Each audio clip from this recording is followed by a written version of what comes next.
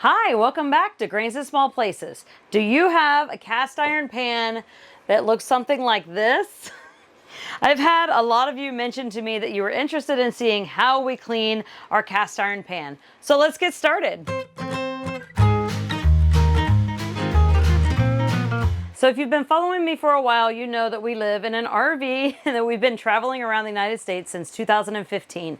And with that comes small kitchen space, small cabinet space, and we basically use our cast iron skillet every day, if not multiple times a day, for pretty much most meals or any meal that calls for any kind of skillet or anything like that. You know, I have a lot of baking items, so baking pans and things like that. But as far as like stovetop items goes, I have I believe this is a 12-inch Lodge cast iron skillet.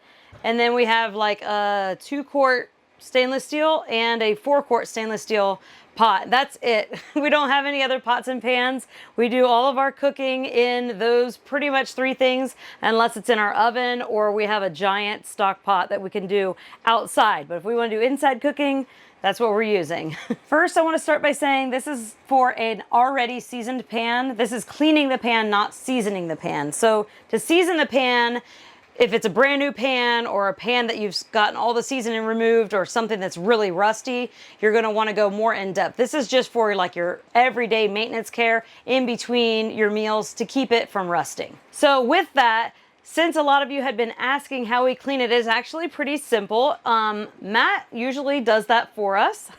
And he said it pretty much just takes some salt, maybe a little water, and some elbow grease. So he's going to go ahead and show us how he does that. Okay, so the first thing you want to do is just go ahead and wipe out all the excess of anything that's left in there, as much as you can get out that's loose. Then you're going to want to use salt. You can use any salt, pretty much any kind he has found has worked. You're going to sprinkle that in the pan dry, and you're going to just rub it around a little bit with a sponge or paper towel, a rag, whatever you prefer, and you just get in there and use some elbow grease, and that moves and breaks up all of the sticky bits or anything that's stuck in the pan. If it's a little bit harder to come off, then basically, I guess, phase 2, if you need it, you can add a little bit of warm water to the salt, but not too much. You don't want the salt to dissolve all into the water. You want the salt to still be able to scrub this a little bit. The salt helps to break down everything and get it all off, and it's almost as good as new. Well, new and seasoned. There is a misconception that removes all of your seasoning, which it can. If you are super aggressive and you go for a really long time, you could remove your seasoning, which if that's the case, then you would have to re-season your pan.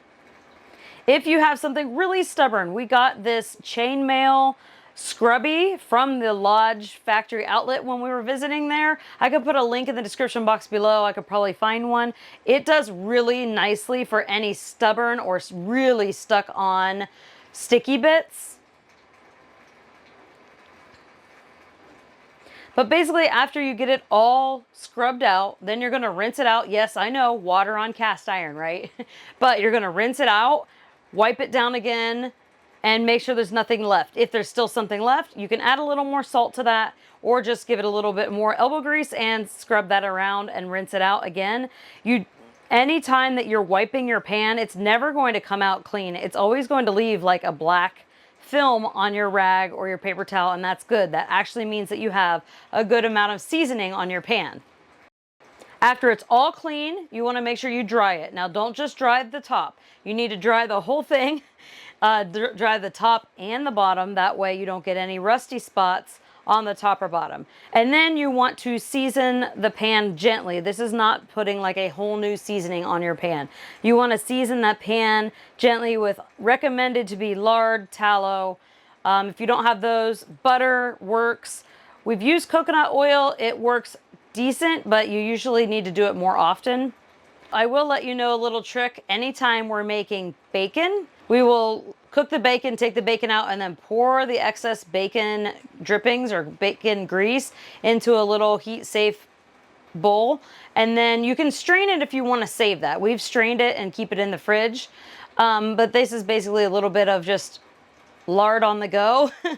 And so we will go ahead and use that to re-season the pan. And this works wonderfully. He likes to put just a light coat all over the pan. Then what he likes to do is take the pan and put it upside down, put it in the oven, and then we're not baking it because we're not re-seasoning the pan here. We're just cleaning it.